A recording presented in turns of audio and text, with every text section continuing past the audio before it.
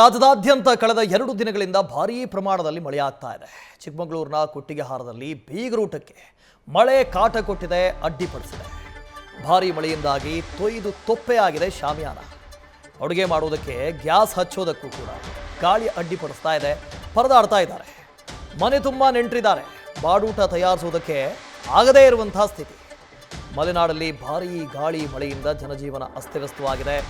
ಈ ಕಾರ್ಯಕ್ರಮ ಆಗ್ತಾ ಇತ್ತು ಕೊಟ್ಟಿಗೆಹಾರದಲ್ಲಿ ಬೀಗರೂಟ. ಆ ಬೀಗರೂಟಕ್ಕೆ ಶಾಮಿಯಾನ ಹಾಕಿದ್ದಾರೆ. ಸಾಕಷ್ಟು ಜನ ಬಂದಿದ್ದರು. ಬೀಗರೂಟ ಅಂತ ಹೇಳಿದಾಗ ತುಂಡು ಗಿಂಡು ಇಟ್ಟಿದ್ದೆ, ಬಾಡೂಟ ಮಾಡಬೇಕಾಗಿತ್ತು, ಎಲ್ಲನೂ ರೆಡಿ ಆಗ್ತಾ ಇತ್ತು. ಅಡುಗೆ ಮನೆ ಒಲೆ ಹಚ್ಚೋದಕ್ಕೂ ಕೂಡ ಆಗ್ತಾ ಇಲ್ವಂತೆ.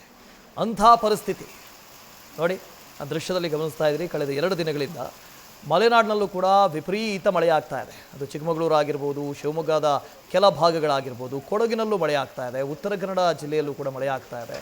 ಕರಾವಳಿ ಜಿಲ್ಲೆಗಳಾದ ಉಡುಪಿ ಹಾಗೂ ದಕ್ಷಿಣ ಕನ್ನಡ ಇಲ್ಲೂ ಕೂಡ ಮಳೆ ಆಗ್ತಾ ಇದೆ. ವಿಪರೀತ ಮಳೆ ಆಗ್ತಾ ಇದೆ.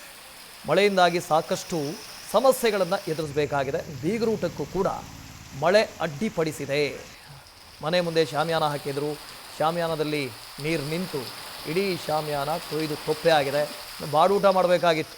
ಆ ಬಾಡೂಟಕ್ಕೆ ಅಂತ ಸಾಕಷ್ಟು ಜನ ಬರೋರಿದ್ದರು, ಅದು ಕೂಡ ಆಗಲಿಲ್ಲ. ನ್ಯೂಸ್ ಫಸ್ಟ್ ನಿರ್ಭೀತಿಯಿಂದ ನಿಮ್ಮ ಪರವಾಗಿ.